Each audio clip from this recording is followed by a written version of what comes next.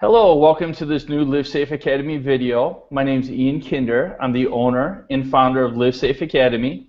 Live Safe Academy is a safety and self-defense school, so we specialize in the training of first aid, assault and crime prevention, unarmed self-defense, the use of chemical defense sprays, sharp weapons, impact weapons, tasers, and firearms. If you'd like to learn more about our school, please visit us online at livesafeacademy.com. I'm here today with Lou Chiodo, owner and founder of Gunfighters Unlimited. You can visit his company at gunfighterslimited.com. He has 50 years martial arts experience. He was in the Marine Corps as an officer for 10 years and retired from the California Highway Patrol after 23 years of service. If you'd like to learn more about him, please listen to Podcast 1, Target Focus Shooting. Lou, welcome very much. How are you, sir? I'm very good. Good morning, Ian. Glad to be here. Oh, I'm glad to be here also. And the topic for today is use of force training fallacies. There's three particular fallacies that we're going to cover, and this is a companion video to our podcast number 4, Training Fallacies. So if folks would like to listen to that podcast, they can hear an explanation of some of the things that we're going to talk with today. We're also going to elaborate on a lot of the things that we talked about in the podcast. So this Google Hangout can be used as a separate standalone resource or in conjunction with the podcast, just like the podcast can be used as a standalone resource. If people would like to ask questions, you can go to livesafeacademy.com/online TV. That's the only place that we're monitoring comments, so please leave your comments there. And if you put a comment in today, this is June the 9th, 2014, before 11:30 a.m. Eastern Standard Time, then we will even be able to answer your question on there, and we'd love to have a chance to do that. And Lou, we got a little bit of good news here we're going to talk about before we go into the actual subject itself. Folks might not know that we pre-recorded 18 podcasts before we went live with our podcast series. Now, that was a great thing to do, and it was nice to have all those podcasts ready to go. But the problem is, as folks may or may not have figured out, Lou, when it comes to technology, you and I are a lot like monkeys. And we wanted to put out the best podcast that we could with great content, and we definitely did that. But what we didn't do a very good job on is on the sound. And I feel like the sound is enough of a problem that we're probably going to be better for the listeners if we just re-record. So starting after podcast number 5, which is going to feature Joseph Ferreira, who is a sergeant in the local department here in Michigan in the Detroit area, where we're going to talk about common mistakes of gun owners. And that's a great podcast and definitely something that you want to listen to. After podcast 5, we're going to start re-releasing brand new podcasts. Not the other podcasts that we had pre-recorded. So it's going to be the same great content, but it's going to be a better sound quality and a better production quality. So if you've had issues with the sound, please go back and listen starting with podcast 6 and let us know what you think. And if you enjoy the podcast, leave us a review on iTunes because that helps us reach out to other people. Of course, we can't help the people that we don't reach out to, and you can be a part of helping us help others, and we're very grateful for that. But Lou, that's a lot of house cleaning stuff, so let's go to the actual topic today, and let's talk first about what is a training fallacy and why are training fallacies an issue that people should be aware of? Well, great place to start. Well, let's start with the definitions. First, we define a training fallacy as a wrong belief, a false or mistaken idea. Also, it could be a deceptive, misleading, or false notion of belief. And the reason why this is so important and why it's really a dangerous thing for people to have fallacies about their training and how their training applies is that if you start to build your training or defensive strategies around things that just don't work, obviously it can become very dangerous when you try to apply them in a lethal force environment or in a defensive environment where someone's attacking you that might not be in a lethal way. So we want to be very careful about what we follow and what we believe to be true because it could lead us down a path of destruction. You know, a lot of times when people are training, they feel like, well, maybe not everything I do has a practical application, but a lot of what is self-defense training today, even when it comes to the issue of shooting, a lot of that is done as a recreational thing. So a lot of the things that people are taught are not getting vetted in real violence. And people kind of feel like, well, if I'm doing something, maybe it doesn't have a practical application, but I enjoy going to training. You know, what's the real consequence to somebody if they're not really focusing their time on those things that are going to keep them alive? Well, the consequence to me is obvious. It can get you killed. I mean, this is a very real game that people are getting into when you talk about defending yourself against someone trying to either kill you or do serious bodily harm to you. And the last thing that you want is to be able to walk in that environment and then have things fail to you at a time where there's no way to do a second take or a makeover of the scenario. It's going to be done efficiently and correctly, or you could pay the price for it. Absolutely, and you know, we all have limited amount of time that we can commit to training, so we have to make sure that that training is as valuable as we can make it, because for everything that we're not doing something else. So we really have to hyper focus on what are those things that we want to spend our time on, because that means saying no to other things that we want to spend our time on in training, and those other things that we're saying no to might be the things that are necessary to keep us alive. So I think that's really important. And you know, a great example of this, Lou, is you'll hear students say, you know, I went through all this type of training, and then I went into my first force-on-force experience, and all of a sudden all that training was out the window, and I was just kind of left to act out of desperation. And of course, I'm not talking about people that were trained by us, but when we hear students that come to us and relate to us their previous training experiences, this is a common thing that I've heard, and I know you've heard also, and how much more so for real fights. When all that training that they spent getting prepared right away goes out the window, and now they're just left in desperation, acting like they never had a day of training, because the things that they spent time practicing don't apply to those real circumstances.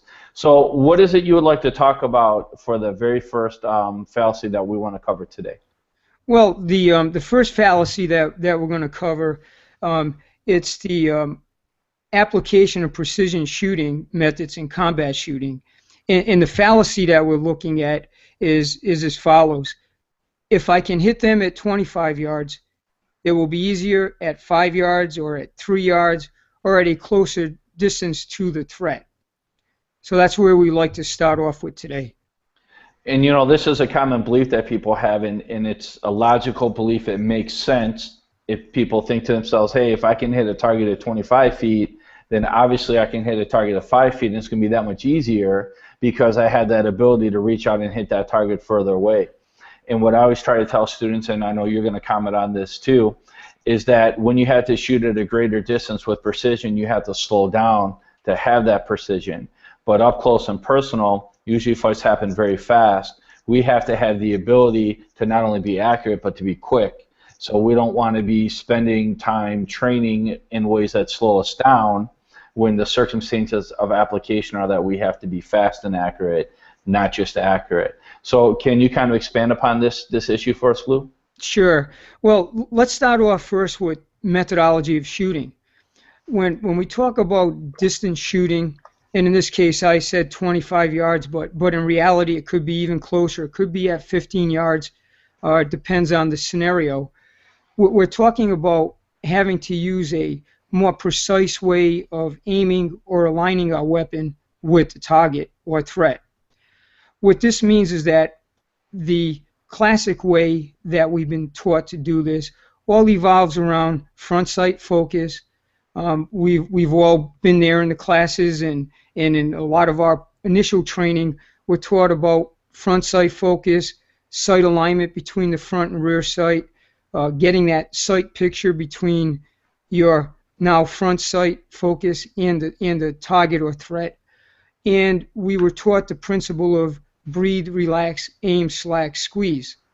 Now this is an important concept because to be accurate, particularly with handguns, when we talk about distance shooting, there's a lot of things that have to fall in place in order to be accurate.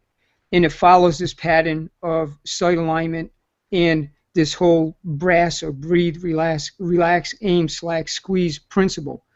We find that if we don't have time to do that, if the scenario involves movement of the threat, things that are going to interrupt anything along that cycle, our ability to be accurate at greater distance kind of gets diminished. Now, the problem that I've seen in a lot of training is that we take these principles that many of us have gone through in our training, what I just explained, and we figure, well, if I can get that down to the point where if I'm at 25 yards, if I move closer to the target and apply the same thing, it's just going to be easier. And this is the trap or fallacy, because when we talk about methodologies of shooting in regards to an actual conflict with someone, it's not going to be necessarily an application of those principles that's going to allow us to be able to accurately engage a threat, because many of the things that we have to do to be precise at distance may not be able to be accomplished as we get closer to the threat. So it's a methodology issue. There's no question that the most accurate way to shoot any handgun is going to be via your sight system, but the problem is that that might not be available. So we have to examine how people are training so that they don't get caught up in this myth. Now, one of the things that we see happen with close contact shootings is that usually it is the person that you're fighting that starts it. If we knew that there was going to be a fight and we were able to get distance, we were able to get behind some kind of hard cover to stop their bullets, that would be our first course of action. However, as we see with most gunfighting, there's a spontaneous event that happens. And when that happens, there's a whole series of things that are going to automatically hit the person that may make this idea of precision shooting get a little bit far from their ability. And it's not that they can't do it from a mechanical standpoint, but the circumstances may cause a problem with it. So when we start examining what actually happens up close, we see that, one, there may be movement involved in the suspect that you're engaging. There may be movement in your own body, or there may be a combination of movement between both of you. And the problem then is, well, how do I align my front sight through my rear sight, get a very precise sight picture, do the breathe, relax, aim, slack, squeeze to add that type of precision? Well, in just speaking it, you can see how it becomes a matter of your conscious mind being involved in this process, which in most cases is working way too slow based on the circumstances that you find yourself in. So we tend to want to use a target-focused shooting system as we get into these close proximity shoots with people. This allows you to more, quote, combat accurately engage a threat, but do it in a manner that does not require the whole process of precision shooting.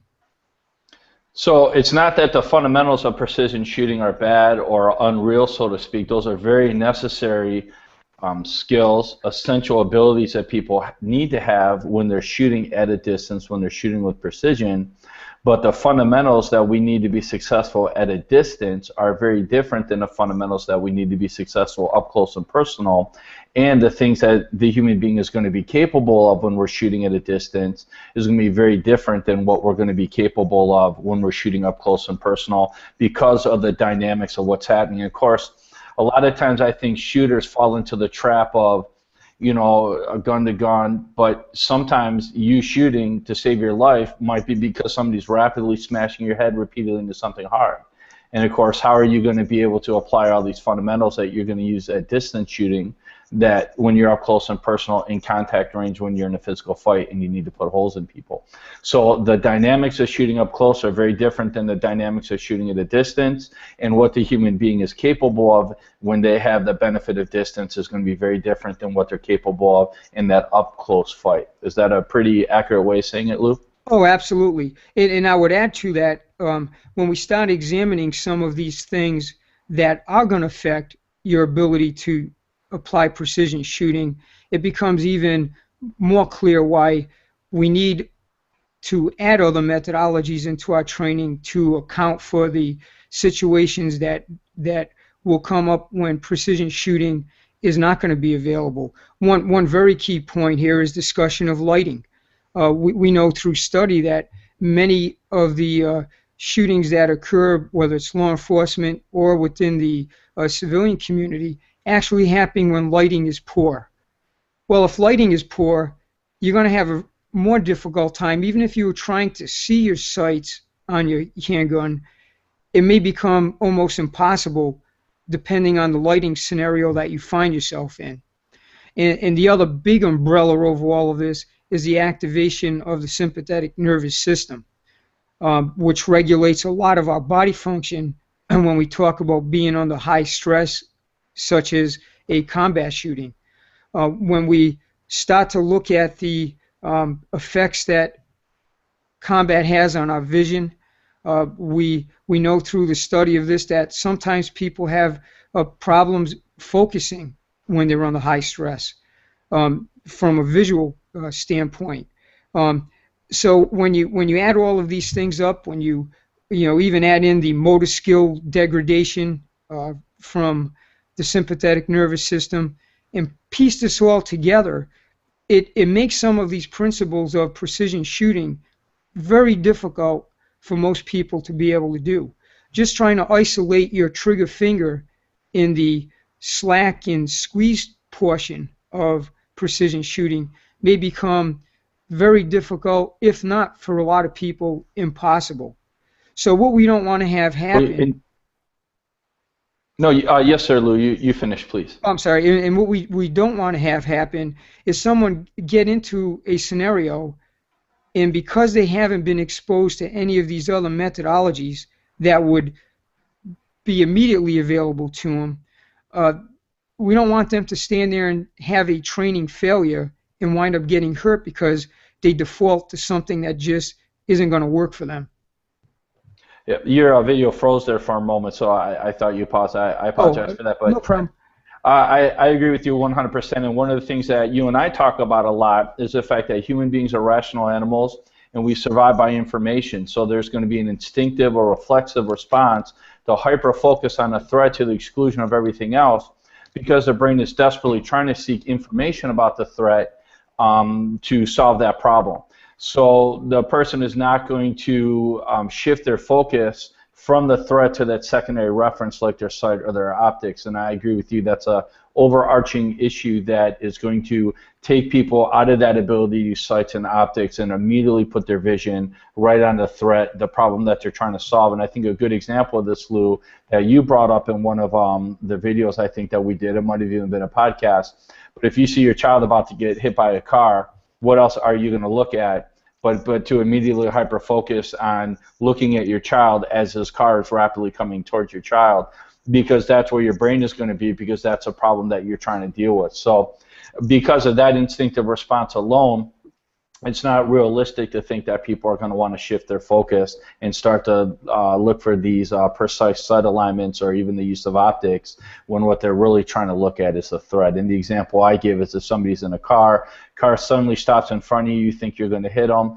well, you're right away going to look at that car. That's going to be your recognition of the fact that you might hit the car, is the fact that you're looking at the car, seeing it suddenly stopping, and your brain's trying to figure out what to do now. Now, with this fallacy here, do you have anything that you want to add to it? And then I'm going to have a question for you when you have a chance to follow up.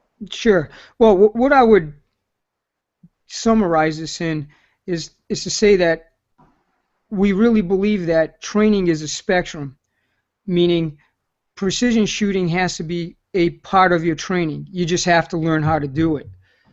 But if you exclude other methodologies because you have this false belief that if I can learn to be precise at a distance, I can be even more precise close up, you're going to have a problem at a point trying to get your methodology to work for you in given scenarios. And another point I would like to make is that when I did a lot of study of these issues of distance and how methodologies are affected by it, I came to the conclusion, and it's what kind of drove me in my own training programs, to train the things that you need the most first.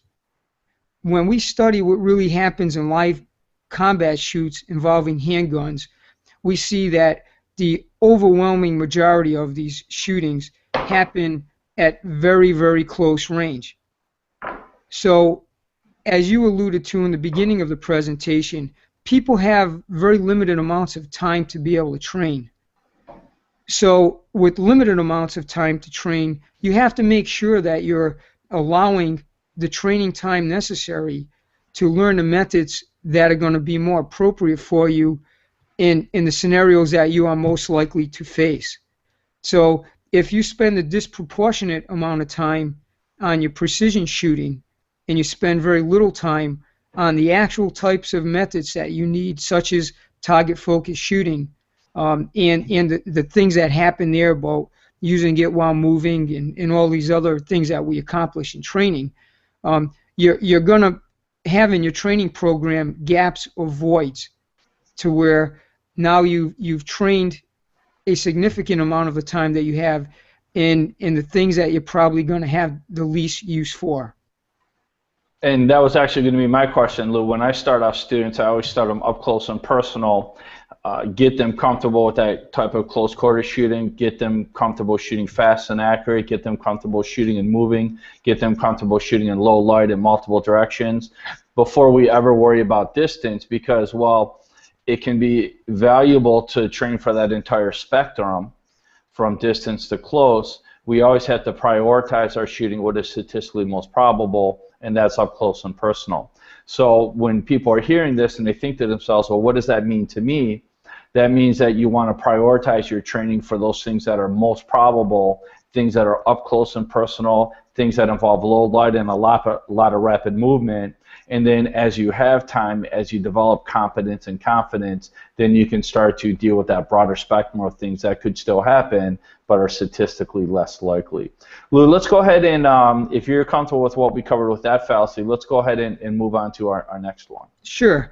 Well, the next fallacy, and I'll read it, it's, if I can quick draw in practice, it can be just as fast in combat. And this is a very important issue, particularly for those who are carrying concealed, and the way that they train is going to be very important to being able to actually not only present their weapon in a timely manner, but also allow them to be very fluid in the way that they do that.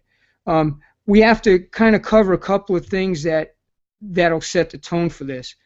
One, are you carrying your handgun when you're practicing the same way as you carry it when you're out doing your concealed carry in the public?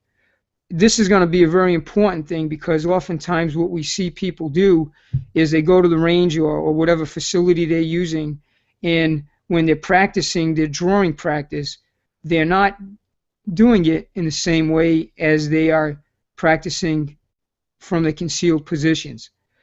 And this can lead you to believe that, let's say if you're using an open-topped holster, you're not concealing it and you get pretty darn fast drawing it. Well, that might become an issue when all of a sudden you have to draw your weapon from a position that is different from that, and in a manner that is different, such as having to move clothing or access your weapon in a different way. So you have to practice it the same way as you're going to carry your particular handgun. And the fallacy here is that I can maybe have a certain speed of drawing from one position that I practice with and have a completely different speed of drawing when I'm in a different type of carry mode. So this can be a real problem. I've alluded to another issue in this, and that is the holster that you're using. If, let's say, for example, you have a police officer that is carrying a duty firearm in a level 3 type of holster that requires certain maneuvers to get the weapon out of that holster. Well, if that is what you're carrying and have a high potential of having to use in a live confrontation, but then you devote all of your training time to using a open-topped holster from a different position, you could end up having a lot of problems when you try to match the same speed that you're doing from the open top carry as opposed to your secured holster that you're using at work. So we have to be real careful about these equipment issues. The other thing that we would kind of caution on is that if you're trying to get an assessment of how well your speed of draw is going to be in a more realistic manner, then you have to practice dressed exactly the same way as you would when you're out about in public carrying a concealed firearm. Your clothing can really interfere with the way that you're going to draw your weapon. If you don't practice, there's no way of you knowing how that's all going to put together. I've known people that, you know, their sum total of their concealed carry drawing practice is simply, you know, taking the weapon on and off when they're going in and out of the house or to and from work, but never really practice drawing it at speed the way it is concealed. This can be a real problem.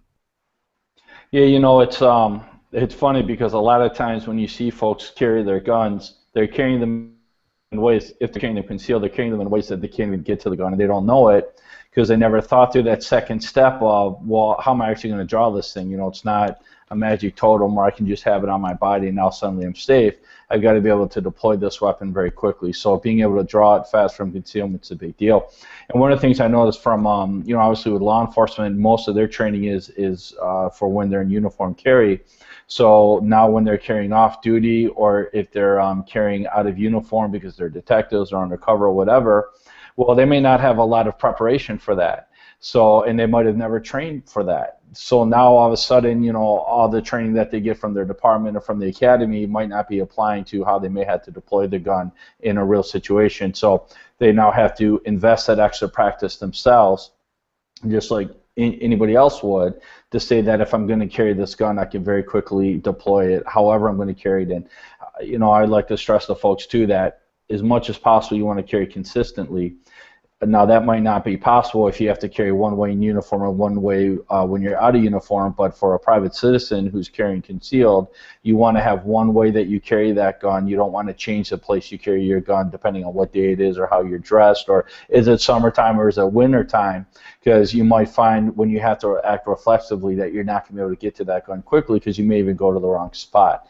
And other things that happen, I notice a lot when we talk about speed of deployment and we're dealing with real world situations, is not just awareness. In other words, people get caught off guard, but there's a lot of brain stall that happens when people don't know what's going on.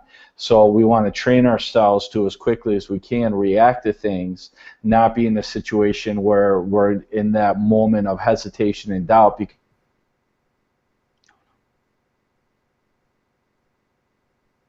train ourselves to respond in the way that's correct to the circumstances, but we do want to avoid that brain stall as best we can. We're all human beings, but as best we can, so that we don't get caught with our jaw dropped and not reacting to what's going on. And then the other thing is, if people have psychological aversions to using force, well, those psychological aversions are really going to come into play. They're going to cause them to hesitate when they get caught off guard. So if you're going to carry that gun, you've got to make peace with using that gun if it's truly necessary. You know, if I've got to deploy this weapon, if I've got to put holes in somebody to stop them from hurting an innocent person, I've got to be okay with that ahead of time. I can't struggle with it in that moment when I've got to react in fractions of a second. And this is particularly true, Lou, because I'm sure you've seen this many times, and I know Joe talks about this, and I've seen it too. A lot of times people do carry guns. It's this magic totem that they don't expect to have to use. They just figure because I own it, maybe because I carry it, now all of a sudden I'm safe. Well, and then now they get into a real situation and they're drawing that gun, threatening people, hoping that they won't have to shoot, when the circumstances do justify the need to shoot. It's an immediate need. They have to fire that weapon, but they don't, and then they end up getting hurt. So if we're going to carry that gun, we've got to be mentally prepared to deploy it. We've got to be able to train our brain to react quickly to circumstances that catch us off guard. And of course, we want to use tactics that prevent the likelihood that we're going to get caught off guard. Anybody can get caught off guard, but the better we position ourselves in our environment so we have more time to react and we're less likely to get caught off guard, the quicker we are going to react to a situation if we need to. Are those all things that are consistent with your beliefs too, Lou? Oh, absolutely, and you're 100% right on all of it, and that kind of leads me into a couple of points that I want to make in the summation of this. One of them, when we talk about the fallacy of being able to draw as quickly as you can in practice in a real scenario, is we have to ask ourselves when you're practicing, are you drawing in a spontaneous way or when you make the decision to draw? Now, what we mean by that is that in most people's training, if they're practicing drawing, what they do is they're the regulator of when it's time to draw the weapon. In other words, they make the determination that, okay, now I'm going to draw. And unfortunately, this is probably opposite of what happens in most combat scenarios. Usually we know from experience that if you don't already have your weapon in your hand, it's usually going to be someone else that starts a fight. So what you have to be able to in your training is get yourself to the point where you take this away from you, this decision on when to draw, and you have to develop a better ability to be able to draw your handgun when someone else is regulating when you have to draw it. And this becomes a very important element of your training, so that your ability to work through that whole OTA cycle of observe, orient, decide, and act gets to be done quicker as your training gets better.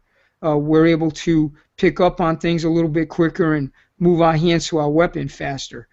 So this is something that we try to do in training. The other real important thing about this whole fallacy of if I can draw quickly in practice, I can do the same in a real scenario, is the fact that in most training that people do on their own, there's really no decision making at all in it. What they do is they set a target downrange, they decide when they're going to draw their weapon, and they decide how many shots they're really going to put on it. And obviously, from what I just said, these are things that don't happen that often in real combat. So we have to incorporate in our drawing practice not only the mechanics of drawing the weapon, but when you're going to be drawing that weapon, being able to identify a threat. And we try to use our force-on-force training that we've talked about in the past to develop this in people, so that they get very used to operating in that environment as opposed to the simple environment of just putting a target downrange, deciding when they're going to draw, and shoot X amount of rounds. And the last thing, one of the other things I want to add into this is that if you're practicing all this drawing while you're static, what you're doing is now you're programming into your draw stroke this principle of remaining with your feet in place, not moving and not reacting to what's happening in front of you. So we know that if you're in a spontaneous type of an incident, it's probably going to be the other person that either draws their handgun first, presents their knife first, whatever weapon system they're using. It's usually going to be them that decides the time and place where they're going to deploy it and attempt to use it against you. Well, when we discuss that whole OTA cycle of observe, orient, decide, and act, we have to make up for a lot of lost time of trying to, one, even recognize that there's a threat there, understanding what level of threat it is, and then making a decision of how we're going to deal with it, and then put all that into action.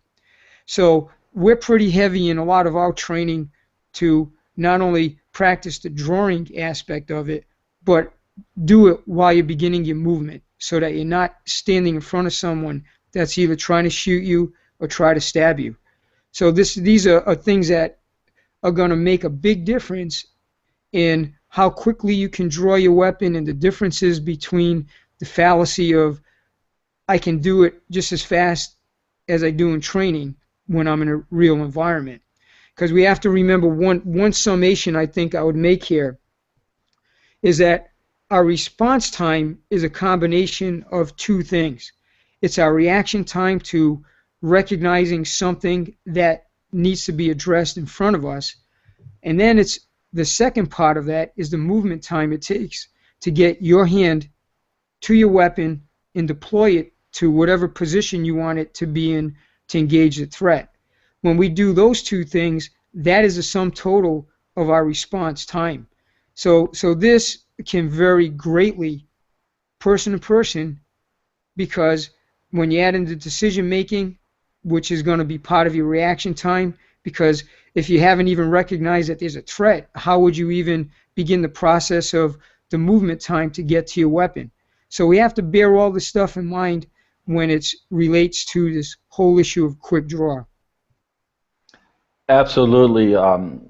Recognition is a prerequisite to response. Folks aren't going to respond to things that they don't understand are happening in the first place. So that becomes a very essential part of training. And one of the things that helps with that, and one of the things that I've learned quite a bit from you, Lou, is the importance of training the eyes, because it's that visual recognition, obviously in most cases, that's going to let us know there's a problem that we need to respond to. So the more time people see people drawing weapons against them or making other aggressive movements like trying to hit them or grab them, then the better prepared they're going to be to recognize those things in a real situation. And it sounds like, based on what we're saying, is that force-on-force training is a really essential part of all of this, because force-on-force training lets us bring a lot of these things together in ways that are going to prepare people better for a real altercation than some of the other also essential parts of training, but that don't necessarily put it all in a mixing bowl in a way that is closer to how people are going to have to function. But I would also say to students that don't ever kid yourself. You know, force-on-force training is not a real fight either. And when you do go into that force-on-force training environment, you know it's training, you're mentally prepared for it. It's when you're in that gas station and you get caught off guard because you're thinking about 12 other things, and next thing you know, there's a guy with a gun.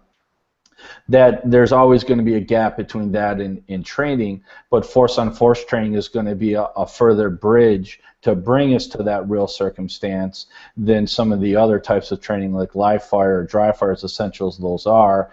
They just don't do a good of a job of letting us see things to react to in other essential aspects of training. Lou, do you have, it sounded like you summed that topic up, or is there anything else that you want to add to it? No, I think you've just made a great points in what you said.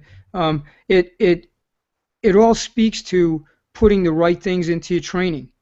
If we're doing the right things in training, we all understand, particularly those of us that are heavily involved in training, that you really can never completely duplicate live combat. But what we try to do is, by doing these things that we've just been talking about right in training, it's going to lessen the negative effects that a lot of the real world things that happen to people cause them to have difficulties in either drawing or recognizing threats, and all of these things that is a sum total of what happens in live combat. So the more we realistically do this in training, we'll find that a lot of these fallacy things that we've just talked about will start to diminish. And they won't be fallacies because you'll be training real, as opposed to thinking things are a certain way that really aren't. Now, other resources that people have, folks that are watching this video, you can go out to YouTube, find those real assaults, find those real fights, find those real stabbings, those real shootings, not kids with cameras and, you know, just looking for a little bit of time to have fun, you know, on video. But I mean, actual fights, actual crimes that are caught on film. Watching those can help people get a better perspective of what's likely going to happen. But also training in the mirror. Do dry fire training in the mirror. Practice your physical self-defense skills in the mirror. Practice drawing your impact weapons, your sharp weapons in the mirror. There's a lot of benefits to that, but one of the benefits is by seeing yourself doing the skills, you're still helping your eyes recognize these movements. you still need to see other people do it too, because everybody moves in ways that are different. But by you doing it in mirrors, one more way to help your eyes see these things, so that you're making that visual, mental, the catalog that's going to make your response time quicker when you're actually reacting to it. Lou, what's your third and final fallacy for today? Okay, the third fallacy is as follows: participating in competitive shooting will be a good indicator of how I will perform in combat. Now, we got to say up front that we believe that there are good benefits to competitive shooting. So we want to first talk about some of these benefits and then kind of link them to things that may be a problem with competitive shooting, so that you have a good idea, if you are doing competitive shooting, to be able to sort out what I would consider to be the good things that you can get from it, and kind of discard maybe some of the bad things. I did a lot of competitive shooting 35 years ago. So I know from firsthand experience that we can get good benefit, but we have to keep it in proper perspective. One of the things that we have to first discuss that's a benefit is that for a lot of people, their training evolves around just dealing with themselves. No, they set the agenda. They set what they're going to do in training, how long it's going to take them to, let's say, deliver the shots, what distances they're going to shoot. No, they control their environment pretty much completely. Now, the neat thing about competitive shooting is it can put you into an environment that you have less control over. And what this does is put you under more duress, which allows you to more adequately test your ability. So this can be a really good thing when you put on someone else's time, because that is, in a way, a replication of what happens in real fights. Unless you're out there picking fights with people, they're probably going to be the ones that start it.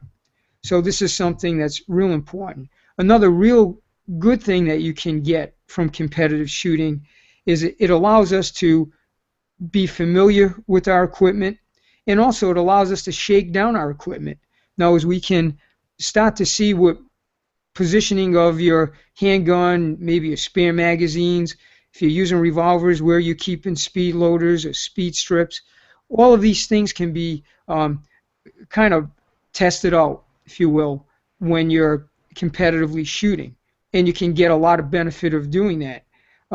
So we would say that if you are doing competitive shooting, this is where you can have kind of a test area to see how all of your equipment blends together. I learned a lot of lessons from that, and it helped me sort out a lot of things that I were doing at the time. So the one thing that you might also consider is to try, as you are doing the competitive shooting, to, if possible, be dressed similar to the way you're going to carry when you're out and about in your concealed carry mode. If it's allowed at those matches that you may be participating in, this is good training for you. It'll allow you to shake out, once again, not only equipment, but the way that equipment integrates with your clothing. If you're going out there competing with holsters and where you're carrying your magazines, the way you carry your magazines, the type of holster that you're using might be completely angled differently from the one that you're carrying concealed. Well, then you're lessening some of the value of doing that competitive training. So we would encourage you to participate as much as you can to the way you realistically carry. One other point that we would make here is that people tend to not want to do things in training that make them feel uncomfortable, because we, in our own training, like to be successful in everything that we do. In the competitive shooting environment, you may be forced, based on the type of scenario that you're running, to shoot from awkward positions, shoot from positions that you're really not familiar with, and it allows you to be put under even more duress when that happens, because now you're in a mode of shooting that you're really not that familiar with. All these things help us to learn to adapt to the environment and do that while shaking your equipment out and doing it under duress. Now, as you said already, you and I are both big fans of the competitive shooting, in a real kind of a simple bullet point that I give to folks is, if I tell somebody might try to kill you someday, well, they might get out to the range and practice once or twice. But if I say you're going to compete in front of 300 people next week, no, most folks are going to get out there and practice for that because they don't want to look bad. So competition is a great motivation for training. It's the same thing in the boxing gym. You get fighters in the gym. If they don't have a fight coming up, maybe they start to stay a little bit in that comfort zone. But if they know they got a fight coming up, or they're going to push themselves because they don't want to look bad. So the competition is it's a motivation for training. The other thing that I also like about competition is that fights are a competition, because you've got one side that's trying to do something to another side that's trying to do the same thing back to them. That's a competition. And one of the ways that we can be mentally prepared to deal with have the coping mechanisms to deal with that type of competition is to get into competition.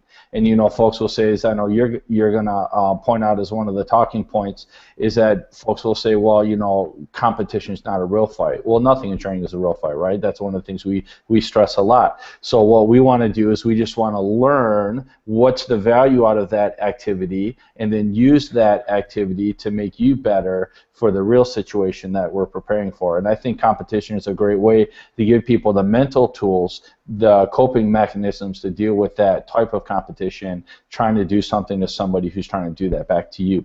But like you're also about to talk about, competition can have issues too, because there is a discrepancy, obviously, between competition and real fights, and we don't want to fall into the trap of that discrepancy. So one of the examples I gave in the podcast, and I think this really makes a point well, I saw a TV show where UFC fighters were taken to a Marine base to train with the Marines in their Marine Corps martial arts. And one of the things that they did during this trip was what's called Last of the Mohicans drill, where they run a trail, and at various points in the trail, they'll have to face different problems. So it might be a person with a baton, maybe a little bit further down the trail, somebody with a knife, maybe a little bit further down, it's two people, maybe it's a little bit further down, it's somebody with a rifle with a bayonet. So, different problems that they have to solve. And in every case that I watch, and I didn't watch the entire film, but in every case that I watch, these Marines just destroy these UFC fighters. And when you analyze why, well, it's obviously not because there's a discrepancy in physical skill. The UFC fighters are very talented people. It's obviously not a discrepancy in physical conditioning, because obviously everybody involved in that activity was in good shape. But the difference in there was the experiences that they learned through application. So as an example, when you're a competitive fighter, you learn pretty quickly you can't go 100% from beginning to end. Most bouts most competitive bouts, most sparring sessions in training, they're going to go the full duration. However long you're scheduled to fight, that's probably how long you're going to fight. So you have to have the endurance to survive through that whole thing. If you come out 100% in the beginning and you're fighting a talented person, they're just going to ride the storm until you punch yourself out, and then they're going to punish you for the remainder of that bout or that sparring session. So you have to learn to dissect and analyze, where in a real fight, you don't have that luxury. You have to go 100% from beginning to end, because you can't let that fight continue and you can't let that fight escalate. So the Marines are learning through the experience of combat. You have to go out 100%, maximum aggression, maximum force, maximum speed, where the competitive fighters are learning through experience that they have to dissect and analyze. And that was the only difference in the outcome that I could see, was the difference in philosophy of application, because of the difference in the circumstances of application. So to bring this all back, what that means is if somebody's clearing a competitive stage in a shooting match, they have to go quick because they're being timed. But if you're rushing through a house when you're a police officer looking for an armed suspect, well, rushing can be exactly what gets you killed. So what is necessary to win in one environment could be the very thing that gets you killed in another environment. It doesn't make competition bad, but you always have to very clearly understand what are the discrepancies so that you don't fall in the trap of those discrepancies. Is that something that you think is correct, Lou? Oh, you're 100% right, and that was all beautifully stated. Um, what I'm going to talk about to supplement what you just said is to kind of analyze some of the things that happen in that competitive environment that can cause you to maybe have this fallacy that if I can do well in that competitive match, then I can do well in combat. So here's a few of those things we'd like you to consider so that if you are participating, it will allow you to kind of sort it out and make sure that you're keeping this all in the proper perspective. Now, one of the things that I saw in the matches, and for me it was usually about 8 matches a month that I was competing in, was that many times you know the exact scenario of what's going to happen. So in other words, well before the match even is put on, it's put out what the course of fire is going to be, what it entails, how it's going to be done. So what people start doing is religiously practicing the entire scenario before they ever get to shoot it. And depending on the match, this may be sometimes as many as a couple of months in advance, depending on what level you're shooting at and what you're doing. So that it really becomes unrealistic, because now what you've basically done is you've gone out there and you've practiced it so much that there's absolutely no surprise as to what's going to happen. Now, some matches are what they call, quote, surprise events. And what that usually meant is that they wouldn't release anything until people show up at the match. But once it's released, it's funny to see all of a sudden everybody going off in their corners actually practicing the exact movements that are going to be needed to do that particular event. So even though it's now a, quote, surprise match, they're still having time to be able to work through the mechanics of what they're going to have to do to be successful. So obviously this is the exact opposite that happens in real combat shootings. We, in spontaneous incidents, don't know what it's going to be till you get there. So that issue of spontaneity, the issue of sympathetic nervous system that activates through that spontaneous violent act, is devoid of those type of competitive events. Now, you alluded to it a couple of minutes ago about tactics. And here's where you got to be real careful. A lot of these matches are set up that speed and accuracy blend together as far as scoring. But speed is very, very essential.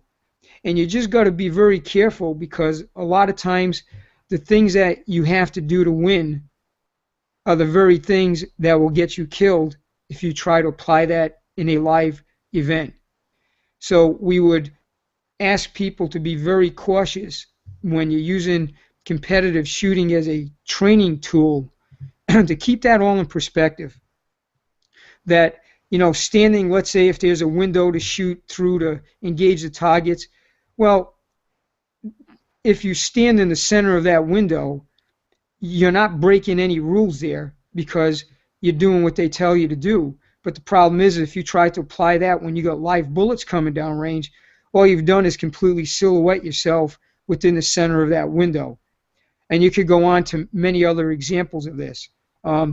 Moving from cover with an unloaded gun, loading while you're going from one point to the other. Obviously, in a tactical environment, that's something we'd never want to do. So in a competitive environment, that may cause you a couple of seconds to do it the correct manner tactically, but it may blow the entire match because it's taking you too long to move from one point to the other. So be very careful about the tactics that you're using to win, as opposed to tactics that you'd have to use to win in an actual fight, as opposed to a competitive match. The other thing that's really, really important here is that in most competitive matches, decision making is not the same as in the real world. putting a hostage target downrange, intermingled with shoot targets is not the same thing as making decisions in a live fight. And again, the decision-making process is really not present when you're doing that type of competitive shooting. They've made decisions for you as to what you're going to shoot, how many rounds sometimes you're going to have to shoot it, and where you can shoot it from and how you can shoot it. All of this stuff is prepackaged because it's a competitive thing, and they're trying to keep everybody on an even platform to determine a winner. So decision making's not that big a deal in it. One other thing that we see in a lot of these matches that really doesn't duplicate real world fights is this whole run and gun concept, where you got someone out there just running all over the backcountry, shooting a zillion targets, a number of magazines on their person, and by the end of it, they've gone through 30, 40 rounds, and it's fun stuff to do from a competitive standpoint. But these are things that we generally don't see in defensive shootings. And going back to the beginning of this, where you alluded to, training things that you really don't see happen. Well, here's one of them. We just don't see people too enthusiastically running all over the place when there's live bullets in the air. They're handling things a lot more cautiously, a lot slower. Their use of cover becomes a little bit more pronounced because they don't want to get shot. So while it may be a fun thing to do in a competitive match, it really isn't replicating the type of things that happen in live shoots. Absolutely, and again, I can't stress enough though that you and I are big fans of competition in all forms, from boxing to judo, Thai boxing, mixed martial arts, to the competitive shooting. There's so much really genuine benefit that you can get out of that I really think is essential and important. I mean, boxing is not self-defense, but I've benefited a lot by being a part of a old school Mexican boxing gym that's been around since the 1970s, and I've learned things from there that I wouldn't learn anywhere else. And a lot of these competitive matches, the culture there, the people who are there, the helpful, the attitude that are there, where people give and share, it's just phenomenal, really a worthwhile endeavor. But like with all aspects of practice, we just have to recognize what applies and how, and then where are those discrepancies that we don't want to fall victim to. And once you keep it in the right context, then it can be a really positive experience and a very useful experience. So I think you and I are 100% in agreement on that, Lou. Let's, I believe, is that all three of our training fallacies that we want to talk for this video, Lou, that correspond with the podcast? Yes, it is. And I just want to make one final statement. I agree with what you said 100%, but I would make this final statement. That is, if you're using competitive shooting as a training tool, just understand what it really is and take the good points from it and use it for what it is, a tool, something that you can gain certain benefits from, but understand that it's not the end-all to training, that you're going to have to integrate these things that you're learning there or getting better at there in that environment in which you are more likely to use that firearm to defend yourself with. I agree 100%, and I also do just want to throw out one last spot, because I think we talked about their thought. I think we talked about this in a podcast, but I didn't mention it now, and that's competition can be used as a tool in training, not just informal competitions, but as individual practitioners, or for those of us who are trainers, you can create, you can use competition as a tool for learning just in regular training. So as an example, if I was to get two people to practice dry fire, drawing their gun while doing dry fire, I can have them compete against one another to see who can draw that gun quicker, and then that's motivation for both sides to want to go faster, and that pushes them to train harder. And that's a wonderful way to use competition just as a tool within regular training, the benefits of competition don't have to come from a formal event. It can just be a tool that we use. So I agree 100%. Lou, we got some questions here. And I'm actually pretty honored and excited here because we have a question on our website from somebody that you've spoken to me much about over the years, but I've never had an opportunity to meet in person, though I do have a little bit of an opportunity to touch bases with him now because we're here through this electronic medium. But before we get to him, I actually have another question that was sent to me. Now, just keep in mind, guys, that we're only monitoring comments at livesafeacademy.com/online TV. So if at any time you're watching this video, you want to leave a comment, that's the only place that we're monitoring it. We won't see it on Google+. We won't see it on Facebook. We won't see it even on YouTube. We're only monitoring it here on our website. But I did get another question, and I want to throw this out to you. This is not on the website, and then we'll end with our other question. The question is, and this is by David M. Rapp. So David, thank you very much for your question. Okay, here's my use of force question. You're in a dangerous situation outside of your home. You try to peacefully negotiate, but it's not working. The other guy is clearly not interested in peace. Do I attack preemptively, attempting to prevent damage to myself or those I'm protecting, or do I wait to get hit first? What are the legal implications of preemptive attack versus standing there like a heavy bag? Now, before I toss it over to you, Lou, let me say that we have listeners all over, viewers all over the place in different states and in different countries. And I don't know for sure, but David might be from Canada, and I say that because the venue that he left a question on, the person who runs that venue is Canadian.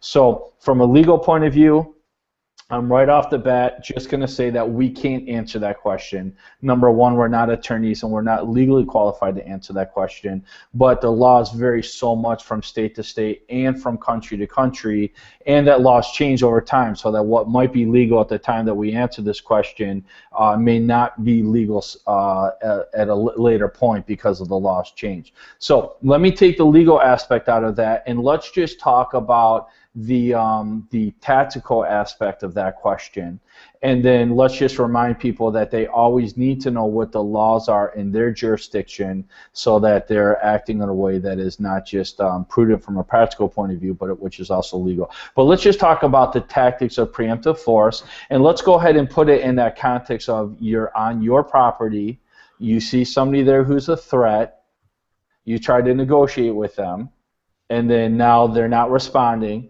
in a way that, well, let's put it this way, they're still being dangerous. So now what? And I'm even going to preempt you a little bit here, Luke, because I'm already seeing your reactions. I would not advocate from a tactical point of view negotiating with people who are dangerous that are on your property. Now, there are different circumstances. You know, maybe Uncle Fred comes over and he's mad about something and, hey, Uncle Fred, let's calm down and talk this out. That's different. But when you have a genuine home intruder that is breaking into your property, who is on your property, when they're trespassing on your property, there's no conversation at that point. Again, every situation can be different, and you have to know the laws in your area, but from a tactical point of view, you want to act as quickly as possible to shut that threat down, and you don't do that with your mouth, you do that with the use of force. So, Lou, let me toss that over to you. That's like receiving a hand grenade here that's got the pin pulled on it. I think you did a great job explaining that things vary from place to place. What might be justified in one area of the country or some state may not be the same as in another. We would always recommend that if you're seeing something develop that is escalating to force, if there's a way to de-escalate it, you're best off just de-escalating it. And that's a safe maneuver anywhere that you are.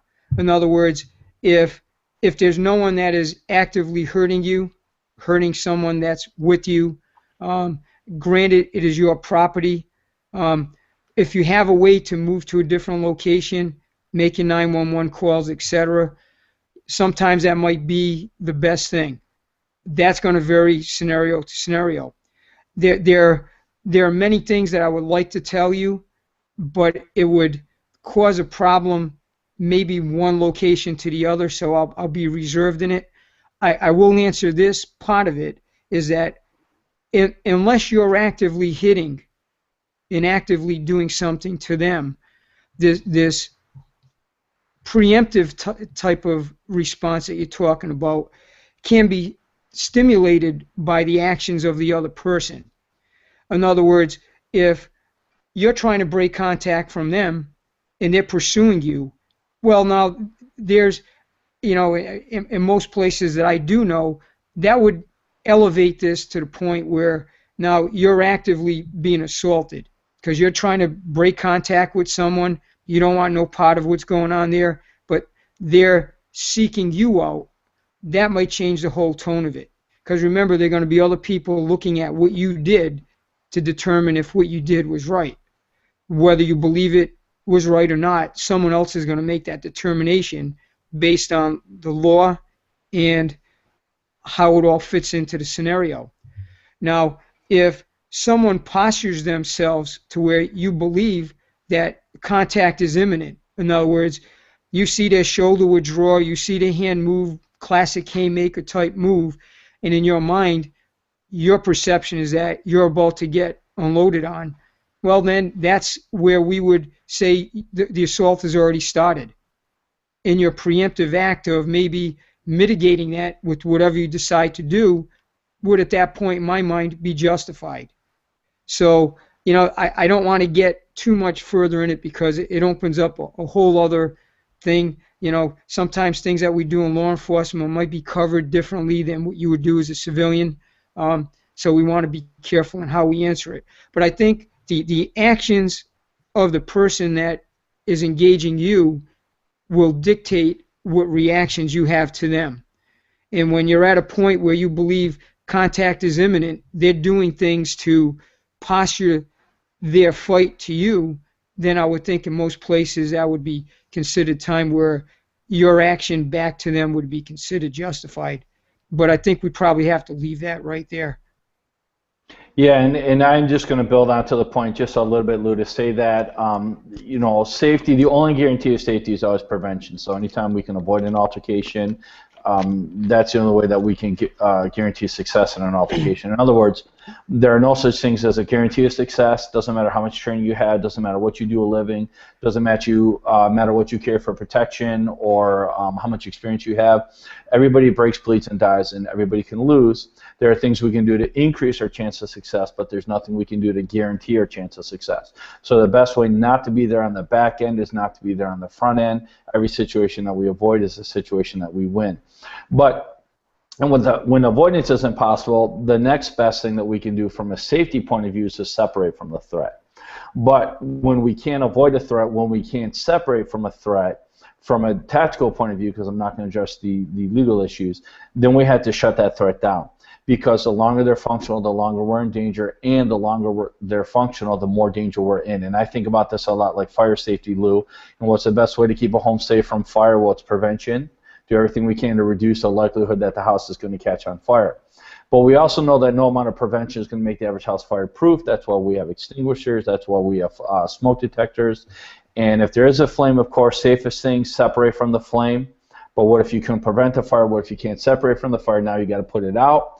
Because the longer that fire burns, the longer you're in danger, and the longer that fire burns, the more danger you're in, because that fire is going to continue to grow and become more dangerous. So do you want to stomp that fire out when it's still small, or do you want to wait until half the house is engulfed in flames? Because eventually you're going to reach a point of no return. So if there is an imminent threat where you cannot avoid the use of force, acting preemptively will give you a better chance of successfully dealing with that threat. And again, I can't speak to legal issues, but the example that I give in classes here in Michigan, the way the laws currently exist, is the use of force is authorized when it's reasonable and objective to believe that the use of force is unavoidable. So if somebody pulls over, you're walking down the street, here comes the car, guy gets out, says, "Get in or I'm going to kill you." Well, you obviously don't have to get in the car, but you also don't have to wait till they're physically trying to kill you before you can lawfully defend yourself. If somebody's pointing a gun at me and threatening me, I don't have to wait till they're pulling the trigger before I can draw my gun and put them down. when it becomes a reasonable and objective to believe that the use of force is authorized or necessary, that's when force becomes authorized, as the laws currently exist here in Michigan. I don't know how the laws apply in other places, but from a tactical point of view, that's also going to give you the best chance of success.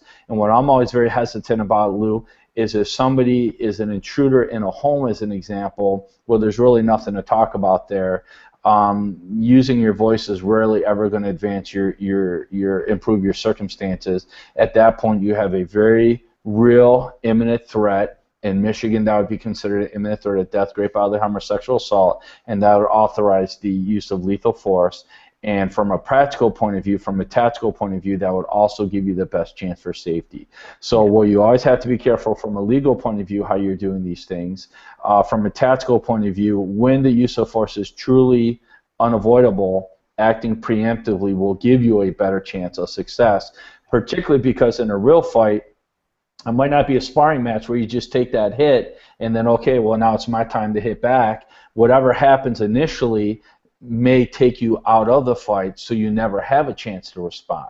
So, you know, we're not just there to take shots, so to speak, because that shots might be a cut, it might be a gunshot, it might not just be a hit. So the reacting preemptively from a tactical point of view will give us a better chance of success, but we only do that when it's truly necessary and when it's legal.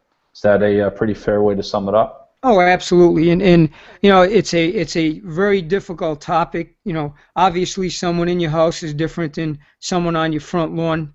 And you just have to be careful, and I think you've explained it beautifully. Well, thank you, Lou. And I am now going to the website, and I'm looking here. We got a question. What is a good way to add spontaneity into your drawing practice? Now, Lou, do you know who that is from? Absolutely. I will say this. This is from Jorge Ontiveros, who is a truly blessed friend that I have, that is probably the fiercest warrior that I know. I've had so much dealings with him, and he's such a great guy to deal with. One of the most knowledgeable people that I've had personal contact with, and he's truly a great guy. To get to his question, one of the things that we can use to add spontaneity in our drawing is to add a piece of gear to our collection, which would be one of the electronic shot timers. And one of the neat things that you can do with a shot timer is you can vary the time it takes for the buzzer to beep, so that you don't know exactly when you're going to have to draw. So let's say you're doing a training session in your house, using a downloaded firearm, adhering to all these safety issues that we would want you to make sure that you don't have a unintentional discharge and all the things that go with it. I can stand there and work with that piece of gear, and every time I draw my weapon, it will be unknown to me when I have to do it. So even though I may not have a training partner to make it be known that it's time for me to draw, I can do it all by myself. They're well worth the money to invest in. If you have some extra money to purchase equipment, a shot timer is a good thing to have. The other thing that you can do if you have a training partner is I'm one to really want to have to train people's eyes to see what a threat is in order to determine if it's time to draw their weapon. When we create a very safe airsoft environment, or a very safe environment where we can integrate our real firearms, we can derive great benefit from having a role player on the other side of us doing things that cause us to react in that whole cycle of the OTA cycle of observe, orient, decide, and act. So that through our eyes, as opposed to, let's say, something audible, we get to see what it looks like when someone's drawing a gun on us, advancing on us with a knife or with an impact weapon, or whatever way that they're making their assault, and doing it in real time with our real gear, dressed the same way that we would be carrying it, all the things that we've talked about up to this point, and go through that whole process to help develop spontaneity in the scenario so that you get a better chance of feeling the exact speed of the way things are going to go. So that would be a one way of doing it. On the range, sometimes what I do is instead of using a audible signal, I use the way that I cover or uncover the target by using either a pulley system, things that I rig to expose the target, expose the gun that it may have in its hand, so that now you have another visual reference to determine that you have to draw, as opposed to just a signal. So these things are fairly easy things to do in training, but the benefit from them can be very good.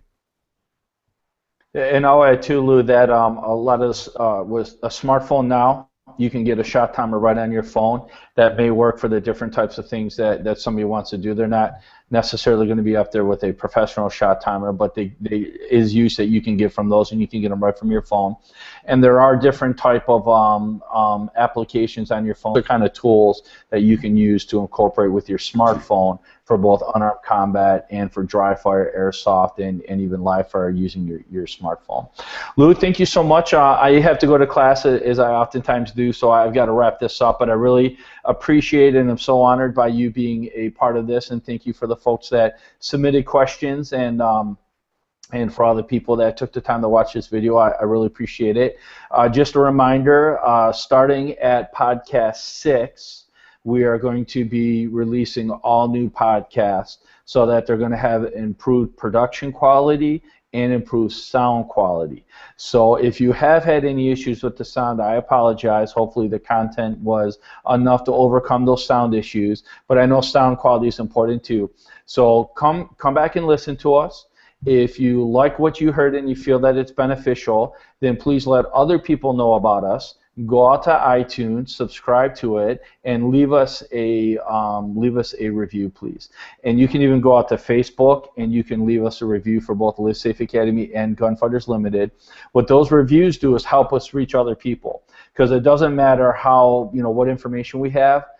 We can only help the people that we can reach out to.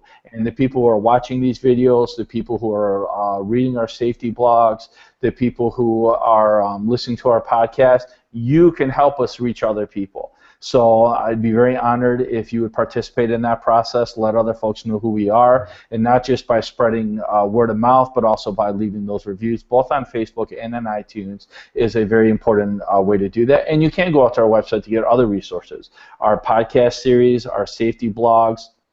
All of that is at livesafeacademy.com. Lou Chiodo on gunfighterslimited.com has a lot of great resources, and he's adding to those also. So come on out and let us know what you think, and help us spread the word, please. And again, for folks who'd like to learn more about my company, livesafeacademy.com, you can go visit us online at livesafeacademy.com. And for those who would like to learn more about Lou Chiodo, you can go visit him online at gunfighterslimited.com. And Lou, thank you so much for being a part of this process. I'm excited about not only the videos that we're going to be doing here, but also the new podcasts that we're going to be re-recording to be even a better quality than the ones we put out in the past. Well, thank you for the invitation. I loved being here with you, and hope all the listeners have some points that we made that can help them in their training. Excellent. Thank you, sir. You have a wonderful day. Thank you to the viewers, and everybody be safe and have a wonderful day. Thank you.